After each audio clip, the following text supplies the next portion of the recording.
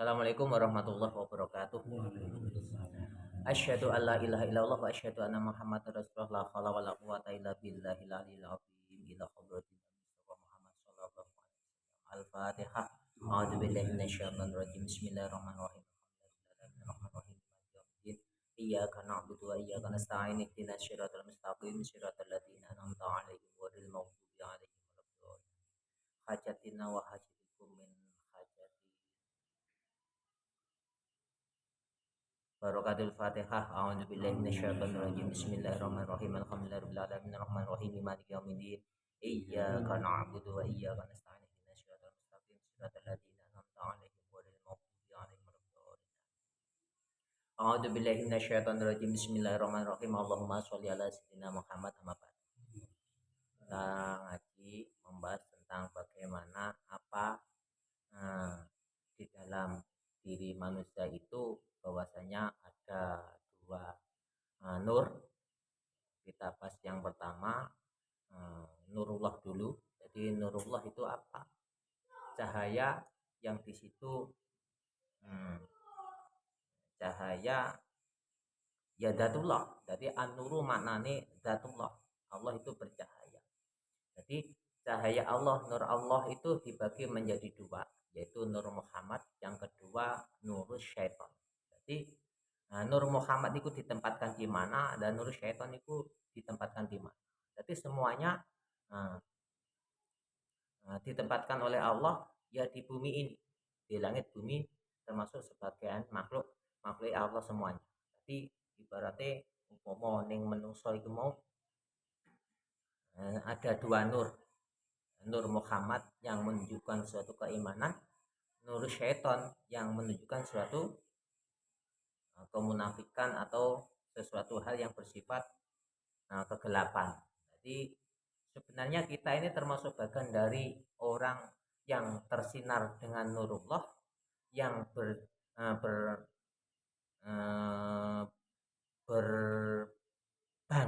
berbangsa maksudnya ini bagian saka Nur Muhammad apa nur syaitan. Jadi, sebenarnya seperti itu. Jadi pengkajian nih, Nur Muhammad itu apa? Cahaya Allah yang disampaikan kepada Rasulullah Nabi Muhammad dan kepada rasul-rasul yang lainnya yang bersifat untuk menunjukkan suatu kebenaran Allah yang bersifat itu, dan akhirnya untuk menuju suatu akhlakul karimah di dalam suatu peribadahan. Nah, nur syaitan yang ditempatkan oleh Allah kepada diri manusia atau seluruh makhluk langit bumi seisinya ini yang bertujuan untuk sebagai tandingan daripada Nur Muhammad. Jadi sebagai apa? Sebagai sesuatu hal sing nikuna Allah menjadikan gelap atau sesuatu hal kebenaran itu tertutupi dengan sesuatu hal yang bersifat kemaksiatan. Jadi persepsinya umpama dikacingin. Jadi ketika orang ibadahnya itu lebih daripada maksiatnya, maka bisa dipastikan bahwasanya orang ini termasuk bagian dari Nur Muhammad. Walaupun di antaranya bagian dari Nur Muhammad masih ada Nur Syaitan. Jadi makanya kita harus mewawas diri kita. Kita ini termasuk bagian dari orang yang disinari Nur Muhammad atau Nur Syaitan. Kita lihat keseharian kita, bagaimana Allah menjadikan kita. Ketika kita itu banyak dikuasai daripada Nur Muhammad, maka sesungguhnya kalau kita mau berbuat suatu kemaksiatan, maka akan selalu tercegah. Tapi jikalau di dalam diri kita ini banyak terus bersinar nur syaitan, ketika mau berbuat kebaikan yang bersifat ibadah lillahi ta'ala akan selalu kesulitan. Coba kita telaah dalam pengajaran ilmu wahdatul wujudnya. Allah itu kuasa menjadikan apapun atas semua makhluknya Allah. Jadi Allah itu kuasa menjadikan apapun atas semua makhluknya Allah. Menjadikan apa saja? Orang yang beriman kepada Allah atau orang yang selalu kufur kepada Allah alias kafir. Jadi makanya, jadi persepsinya daripada ini kita tergantung.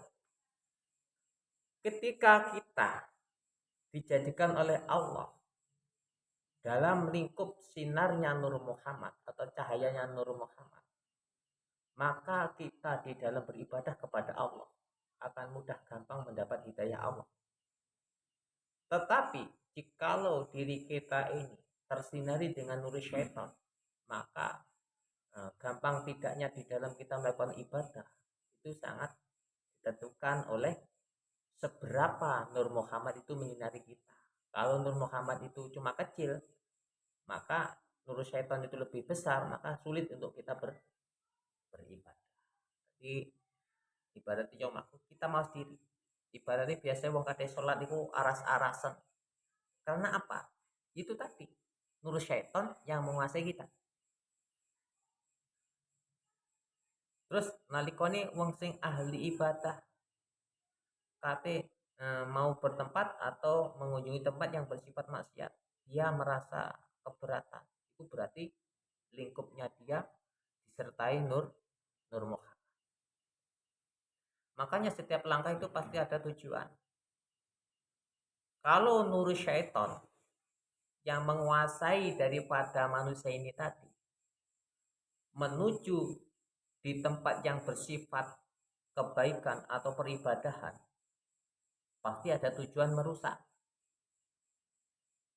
Tapi jikalau orang yang disinari Nur Muhammad bertempat kepada tempat yang di situ dianggap suatu ketidakbaikan, banyak sekali kemaksiatan, pasti bertujuan membangun. Makanya banyak sekali orang-orang yang ilmunya sudah cukupi, sudah tinggi, dia berjuang di dalam suatu tempat yang di situ banyak kemaksiatannya, karena Nur Muhammadnya itu lebih menguasai dirinya daripada nur syaitan, maka dia kuat. Contohnya seperti Kiai Hamim Jazuli Kusmi itu sebagai percontohan. Kita nggak tahu seperti apa keimanannya, nggak tahu, kita tidak membahas iman ya, kita membahas penyono sing apik yang antara satu sama yang lain. Kiai Hamim Jazuli itu Kusmi itu selalu berjuang di dalam suatu tempat yang diselimuti dengan kemaksiatan. Dikarenakan dirinya itu bertempat di naungan Nur Muhammad, maka dia tidak terpengaruh dengan sesuatu hal yang bersifat maksiat. Justru yang bersifat maksiat tadi akan tersinari yang namanya Nur Muhammad. Makanya orang-orang yang seperti ini selalu berpegang teguh kepada kedudukannya yang bersifat sinar Nur Muhammad itu lebih mengutamakan daripada keselamatan. Jadi makanya dia sanggup, berani. Karena apa? Ono sing dekeni. Sopo sing dekeni? Ya Nur Muhammad tadi. Sing dadi sangune dhek yang sehingga dhek itu muni tempat sing yang dianggap maksiat, ya kuat. Tapi kalau nur syaitan yang masuk di dalam kekuasaannya, di dalam penguasaannya di manusia, ketika dia berada di tempat yang bersifat ibadah, pengajian mungkin majelis taklim seperti ini, bersifat merusak. Jadi ibaratnya hal-hal seperti ini itu sudah di luar syariat. Ibaratnya syariat itu kan ilmu kulit. Jadi ilmu kulit itu kan nutupi isine opo kang den tutupi. Nah, yang menentukan perwataan atau persifatan daripada manusia ini tadi, ahli ibadah apa ahli maksiat, itu kan Nur Muhammad dengan nur syaitan. Tapi tetap yang menjadikan baik dan buruk itu tetap Allah. Tapi dengan ayat man hasanati famin Allah wa min syai'in famin segala sesuatu hal yang bersifat baik-baik, kebaikan itu kan minallah saking Allah. Tapi keburukan dikembalikan kepada nur syaitan. Kenapa? Sesuatu hal yang buruk di dalam niatan kita adalah ketika kita tidak niat lillahi ta'ala. Jadi kabeh nur syaitan itu mau. gak dijadikan oleh Allah dalam keadaan lillahi ta'ala, maka man hasanati faminallah, yang terletak kepada Nur Muhammad yang bersifat lillahi ta'ala, man hasanati faminallah wa min syai'in faminafsik. Jadi ketika keburukan itu dikembalikan kepada nur syaitan, karena memang syaitan itu tidak diciptakan untuk lillahi ta'ala, tidak mengembalikan apapun atas Allah. Jadi makanya contohnya sekarang ini, ketika kita ini merasa kaya, dan memang merasa kaya, dan memang kita ini kaya, tetapi ketika merasa kaya dan kekayaan ini tidak dikembalikan kepada Allah, maka kita akan menyamai Allah. Laisa kamitslihi syai'un, tidak ada yang menyamai Allah walaupun satu. Jadi ketika Allah Ta'ala itu sudah bersifat kaya, maka manusia tidak boleh bersifat kaya. Tapi ketika manusia ini sudah merasakan kaya dan dia memang kaya, maka sifat kaya ini harus dikembalikan kepada Allah. Tapi jikalau tidak, berarti tanda-tanda bahwasanya orang ini termasuk bagian orang yang dikuasai nurus syaitan. Tapi seakan-akan dia tidak merasa. Jadi cuma di situ aja. Contohnya, kita ini melihat, sedangkan yang kuasa melihat Allah. Al-Basiru dat kang ningali kan Allah. Nah, ketika rasa melihatnya kita ini tidak dikembalikan kepada Allah dan masih ditujukan kepada manusianya, maka nurus syaitan berarti bertempat kepada dirinya. Kenapa? Rasa kembalian melihat ini harus ditujukan kepada Allah, karena Allah lah yang maha melihat. Ketika di situ Allah maha melihat, maka Allah itu akan maha memberikan suatu pitutuh atau al-hadi. Jadi ketika ustadz-ustadz yang masih merasa memberikan suatu pitutuh atau memberikan suatu hidayah, seharusnya semuanya itu, kekuasaan itu dikembalikan kepada Allah. Jangan merasa dirinya. Jadilah urusan syariat koyo opo awak didadekno opo. Apa didekan apa saja, jadikan apa saja. Ibaratnya. Cumanya kan syariat. Ibarat semangka iku ning jero iki ana sing rupane kuning, ana sing rupane abang. Tapi kulite rata-rata kabeh ijo. Tapi ning kono rasane padha-padha lah semangka, enek ora padha. Dadi ngaten, Pak. Jadi ilmu iki, pengertian iki kanggo awake dhewe, mawas diri awake dhewe termasuk wong sing niku dikebak-kebaki dipenuhi dengan Nur Muhammad apa nurus syaitan. Awake dhewe termasuk bagian wong sing ngaji angel apa sing ngaji penak. Awake dhewe termasuk wong sing kadhe nglakoni ibadah lillahi ta'ala iku penak apa angel. Umpama awake dhewe mlaku ana ing tempat kemaksiatan, apa kira-kira awake dhewe iki luwih eling ning Allah Ta'ala apa ning apane? Jadi umpama awake dhewe mlaku ning tempat pengajian seperti iki, akeh niat eleke apa akeh niat apike? Jadi persepsi ini kono kan nafsi-nafsi. Jadi gue mawas diri awake dhewe supaya dhewe iki mau ben ngerti. Ibaratnya seakan-akan benar, kadang kita ini justru salah. Seakan-akan salah, justru awake dhewe kadang benar. Ketika orang ini sudah merasa benar dan tidak ada merasa salah-salahnya sama sekali, berarti di sini ingat, kebenaran al-haq itu cuma Allah. Jadi selain Allah bersifat salah. Tapi salah itu juga bertempat kepada Allah. Tapi kalau kita menggunakan ayat tan hasanati faminallah, ketika kebaikan-kebaikan ini dikembalikan kepada Allah karena yang maha benar itu cuma Allah, maka kita merasa salah. Kenapa? Wa min syai'in faminafsi. Jadi ketika suatu keburukan itu ditujukan kepada manusia, karena apa? Keburukan itu memang tidak dikembalikan kepada Allah oleh setan, karena sifat setan itu tidak lillahi ta'ala. Tapi pada hakikatnya semuanya bertempat kepada Allah. Kenapa? Nur Allah itu tidak berpindah kemana-mana. Nur Allah itu tetap bertempat kepada Allah. ketika Allah menjadikan Nur Muhammad, maka Nur Muhammad dia tetap berada pada wujudnya Allah. Nur syaitan juga bertempat kepada wujudnya Allah, sama-sama di tempat. Makanya kan, nah, kalau kita menggunakan man arafa nafsahu faqad arafa rabbahu, bahwasanya kalau kita sudah mengenal diri kita ini, wujud kita ini, maka kita sudah mengenal Allah atau Tuhan yang menjadikan kita pangeran sing dadene awake dhewe. Makanya Nur Muhammad dengan Nur Syaitan itu bertempat kepada diri kita ini. Makanya untuk pelajaran secara syariah kayak sholat, seperti puasa atau yang lainnya, ini kan cuma kulitnya saja. Ya isinya kulit itu tadi juga menentukan tujuan daripada syariat yang dilakukan tadi.